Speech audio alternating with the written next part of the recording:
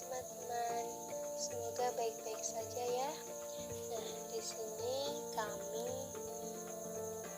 dari kelompok 2 mata kuliah pengembangan bahasa anak usia dini akan mempresentasikan hasil diskusi dari kelompok kami yang berjudul gangguan berbahasa dan berbicara. Sebelumnya perkenalkan dulu, saya Karimah Tuliza, NIM 2418069, dan teman saya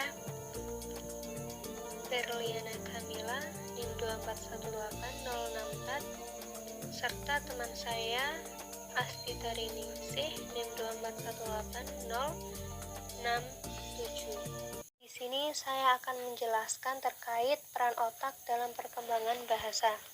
Otak manusia adalah struktur pusat pengaturan yang memiliki volume sekitar 1350 cc dan terdiri atas 100 juta sel saraf atau neuron. Otak mengatur dan mengkoordinir sebagian besar gerakan, perilaku, dan fungsi tubuh homeostatis seperti detak jantung, tekanan darah, keseimbangan cairan tubuh, dan suhu tubuh. Otak manusia bertanggung jawab terhadap pengaturan seluruh badan dan pemikiran manusia. Oleh karena itu, terdapat kaitan erat antara otak dan pemikiran. Struktur otak manusia dibagi menjadi 4 bagian, yaitu cerebrum atau otak besar, cerebellum atau otak kecil, batang otak atau brainstem, dan sistem limbik. Yang pertama yaitu cerebrum atau otak besar. Otak besar atau cerebrum adalah bagian terbesar dari otak manusia yang juga disebut dengan nama cerebral cortex. Cerebrum merupakan bagian otak yang membedakan manusia dengan binatang. Cerebrum membuat manusia memiliki kemampuan berpikir, analisis, logika, bahasa, kesadaran, perencanaan, memori, dan kemampuan visual. Struktur organisasi otak manusia cerebrum terbagi menjadi 4 bagian yang disebut lobus. Bagian lobus yang menonjol disebut gyrus dan bagian lekukan yang menyerupai parit disebut sulcus. Keempat lobus tersebut masing-masing adalah lobus frontal, lobus parietal, lobus occipital, dan lobus temporal. Yang kedua yaitu cerebellum atau otak kecil. Otak kecil atau cerebellum terletak di bagian belakang kepala, dekat dengan ujung leher bagian atas.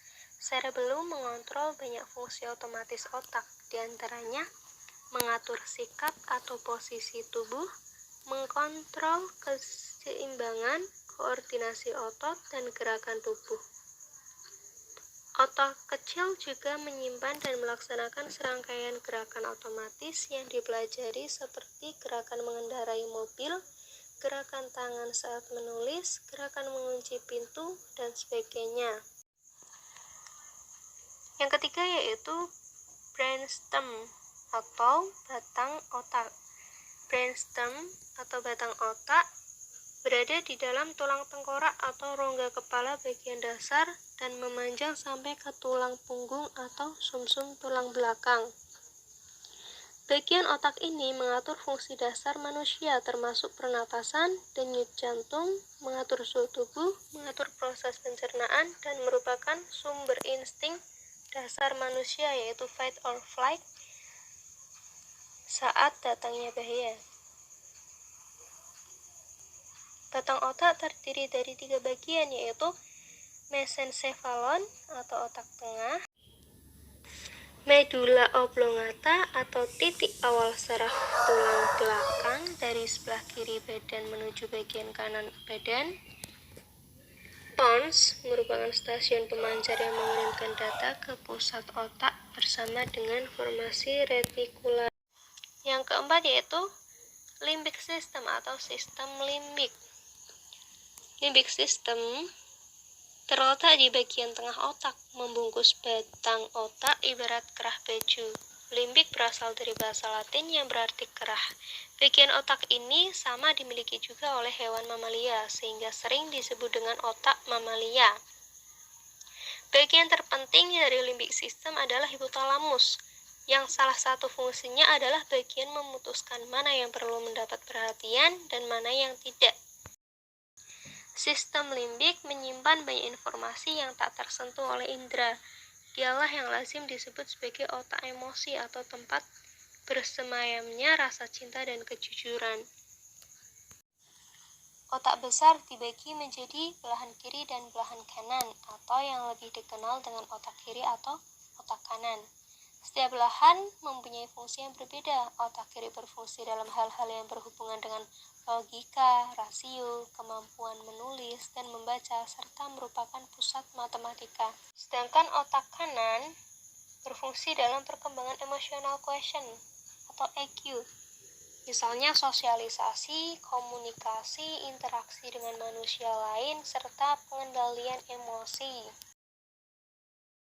Selanjutnya, pokok pembahasan yang kedua yaitu terkait pengertian gangguan berbahasa dan berbicara. Gangguan berbahasa atau language disorders yang biasa disebut afarsia yaitu suatu hambatan dalam berbahasa yang disebabkan oleh lesi atau kerusakan hemisfer otak di sisi kiri. Telah teruraikan sebelumnya bahwa berbahasa merupakan kemampuan seseorang untuk berkomunikasi melalui penggunaan simbol bahasa. Oleh karena itu, jika seseorang tidak mampu membaca dan menulis atau kehilangan kata-kata untuk menyampaikan sesuatu hal, ini tentulah sebagai pertanda bahwa ia mengalami gangguan berbahasa. 3. Jenis gangguan berbahasa dan berbicara. Pembicaraan mengenai masalah gangguan berbahasa dan berbicara tidak dapat dipisahkan dengan peran otak dan produksi bahasa. Berikut diuraikan beberapa penyebab terjadinya gangguan anak dalam berbicara sehingga mengganggu perkembangan anak. Yang pertama, afasia dan dysarthria. Afasia dan gangguan lumpuh pada lidah atau ujaran neuromotor adalah dua hal yang berbeda. Afasia adalah gangguan berbahasa yang disebabkan oleh lesi pada hemisfer otak sisi kiri. Dysarthria disebabkan oleh gangguan matrikulasi suara atau ujaran yang disebabkan oleh kelumpuhan, kelemahan, kekuatan, dan gangguan koordinasi otot alat ucap kena dengan adanya susunan syaraf pusat, sehingga terganggu bicaranya. Akibat dari gangguan ini, anak tidak mampu memproduksi fonem dan bukan pada kemampuan dalam simbolisasi dari reseptif. Yang kedua, dislogia adalah jenis gangguan bicara yang disebabkan oleh kapasitas kemampuan berpikir, yakni taraf kecerdasan di bawah normal, maka penderita mengalami kesulitan dalam mengamati rangsangan dari luar. Yang ketiga, disglosia adalah gangguan bicara yang disebabkan adanya kelainan bentuk struktur organ bicara. Yang keempat, dislalia adalah gangguan bicara yang disebabkan oleh kondisi psikososial yaitu pengaruh lingkungan dan gejala psikologis pada anak. Yang kelima, dysaudia adalah jenis gangguan bicara yang disebabkan oleh gangguan pendengaran. Akibat dari gangguan tersebut, anak tidak mampu menerima bunyi bicara sempurna, bahkan mungkin salah memaknainya. Akibatnya, konsep pembentukan bicaranya pun menjadi salah. Ini akan berakibat pada anak terhadap kesulitan belajarnya. Cara mengatasi gangguan berbahasa dan berbicara. Yang pertama, ajak berbicara. Mengajak anak berbicara jelas menjadi salah satu terapi yang mudah digunakan untuk menghilangkan gangguan perkembangan bahasa. Usahakan setiap berbicara dengan mereka menggunakan bahasa yang baik dan benar. Selain itu, gunakan pengucapan yang jelas agar mereka bisa memahami dan mengerti pembicaraan apa yang sudah dilakukan. Yang kedua, bernyanyi. Anak-anak lebih senang jika mereka mendengar musik meskipun mereka belum bisa berbicara. Untuk yang ketiga, ulang kata. Mengulangi kata bisa menjadi alternatif mengatasi gangguan bahasa pada anak. Yang keempat, terapi. Berikut beberapa terapi yang dapat dilakukan, yaitu yang pertama, terapi berbicara. Biasanya menggunakan audio atau video dan cermin. Yang kedua, terapi oral motorik. Terapi ini menggunakan latihan yang tidak melibatkan proses bicara seperti minum melalui sedotan, meniup balon, atau meniup trompet. Latihan ini bertujuan untuk melatih dan memperkuat otot yang digunakan untuk bicara. Yang ketiga, terapi intonasi melodi. Dalam terapi intonasi melodi, kita dapat diterapkan pada penderita stroke yang mengalami gangguan berbahasa. Musik atau melodi yang digunakan biasanya yang bertempo lambat, bersifat lirik, dan mempunyai tekanan yang berbeda. Yang terakhir,